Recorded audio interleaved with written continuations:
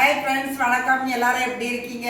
இன்னைக்கு நம்ம சேனலில் என்ன பார்க்க போகிறோம்னாங்க, நான் இந்த பாருங்க பூரி தான் போட போகிறேன் ஃப்ரெண்ட்ஸ். இன்னைக்கு பூரிக்கு உருளைக்கிழங்கு வேக வச்சு எடுத்து வச்சுருக்கேன். அதுக்கு வெங்காயம், தக்காளி, பச்சை மிளகாய் எடுத்து வச்சுருக்கேன் ஃப்ரெண்ட்ஸ்.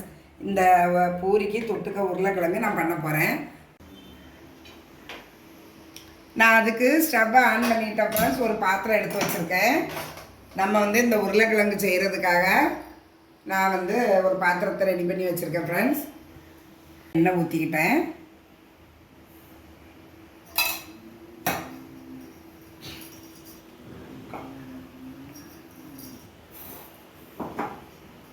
எண்ணெய் நல்லா காஞ்சிட்டு ஃப்ரெண்ட்ஸ். நான் ஒரு ஸ்பூன் கடுகு,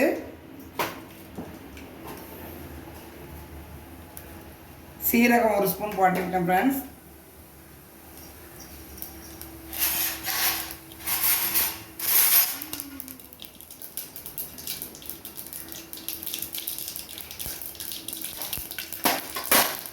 கடுகு சீரகம் நல்லா பொரிஞ்ச உடனே இந்த வெங்காயத்தை நான் நீளமாக நறுக்கி வச்சுருக்கேன் ஃப்ரெண்ட்ஸ். ஒரு 5-6 வெங்காயம் அதை நான் சேர்த்துக்கிடுவேன். வெங்காயத்தை நல்லா வதக்கணும்.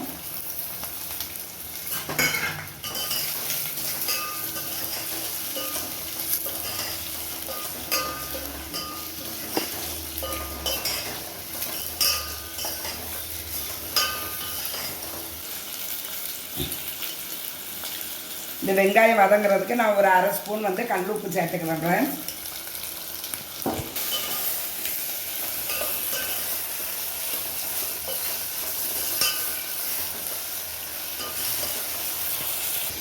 கொஞ்சோண்டு கருவேப்பிலையும் போட்டுக்கிட்டேன் ஃப்ரெண்ட்ஸ். இந்த வெங்காயமும் கருவேப்பிலையும் நல்லா வதங்கட்டும்.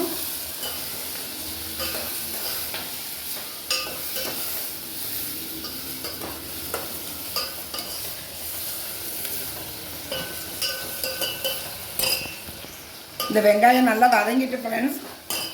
வதங்கின நேரத்தில் நான் ஒரு 2 தக்காளி பழம் நறுக்கி வச்சுருந்தேன். அதையும் போட்டுக்கிடுவேன். பச்சை மிளகா ஒரு 7 பச்சை மிளகா நறுக்கி போட்டுக்கிறேன்.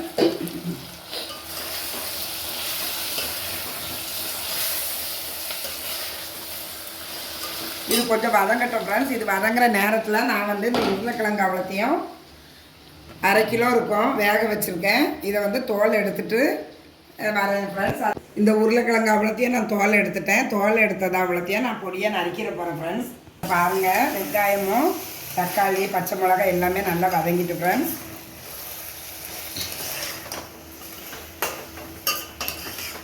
இப்போ இந்த நேரத்தில் நம்ம உருளைக்கிழங்கு அவ்வளோத்தையும் பொடியாக நறுக்கி நான் இதில் சேர்த்துக்கிட போகிறேன். இந்த பாருங்கள் ஃப்ரெண்ட்ஸ், வெங்காயம் தக்காளி எல்லாமே நல்லாவே வதங்கினதுக்கு பிறகு நான் இந்த உருளைக்கிழங்கு அவ்வளோத்தையும் நான் இதில் சேர்த்துக்கிடுவேன் ஃப்ரெண்ட்ஸ்.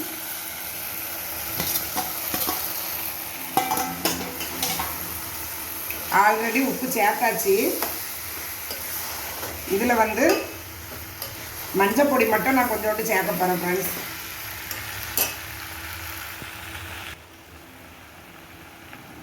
அரை ஸ்பூன் மஞ்சத்தூள் போட்டேன் ஃப்ரெண்ட்ஸ். நான் இந்த உருளைக்கிழங்குக்கு தேவையான தண்ணி ஊற்றுறேன் ஃப்ரெண்ட்ஸ்.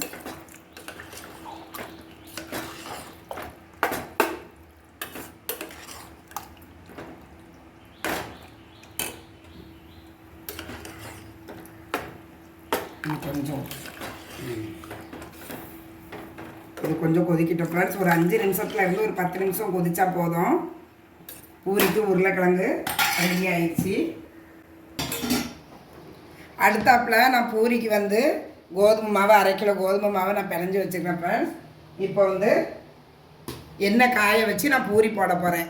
ஒரு பாத்திரம் எடுத்து வச்சுருக்கேன் ஃப்ரெண்ட்ஸ். ஸ்டவ்வை ஆன் பண்ணிடுறேன்.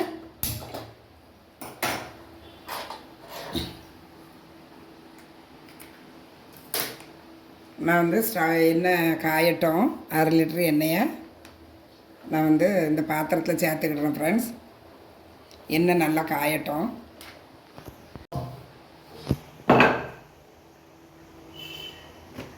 இந்த பூரிக்கு மசாலா உருளைக்கிழங்கு மசாலா ரெடி ஆகிட்டு ஃப்ரெண்ட்ஸ்.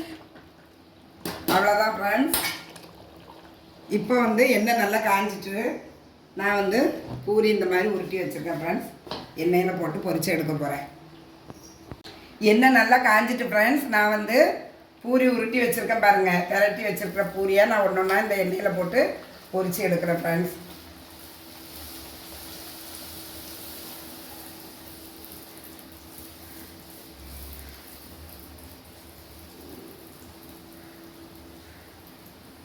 அதை அப்படியே ரெண்டாவது திருப்பி போட்டுக்கிற வேண்டியதான்.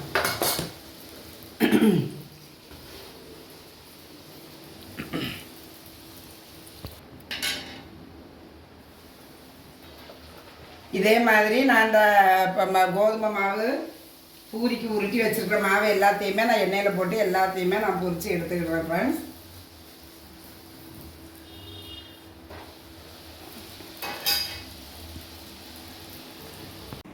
இன்றைக்கி நம்ம உஷாமா சேனலில் பார்த்தீங்கன்னா சிம்பிளாக பூரியும் உருளைக்கிழங்கு தான் செஞ்சேன் ஃப்ரெண்ட்ஸ். நீங்களும் வீட்டில் டிஃபன்லாம் செஞ்சுருப்பீங்க. இன்றைக்கி ஞாயிற்றுக்கிழமை செஞ்சு எல்லோரும் அனைவரும் சாப்பிடுவோம். வேறு ஒரு வீடியோவில் மீட் பண்ணுவோம். பாய். பிடிச்சிருந்தா கமெண்ட் பண்ணுங்கள், சப்ஸ்கிரைப் பண்ணுங்கள், லைக் பண்ணுங்கள், ஷேர் பண்ணுங்கள். தேங்க்யூ.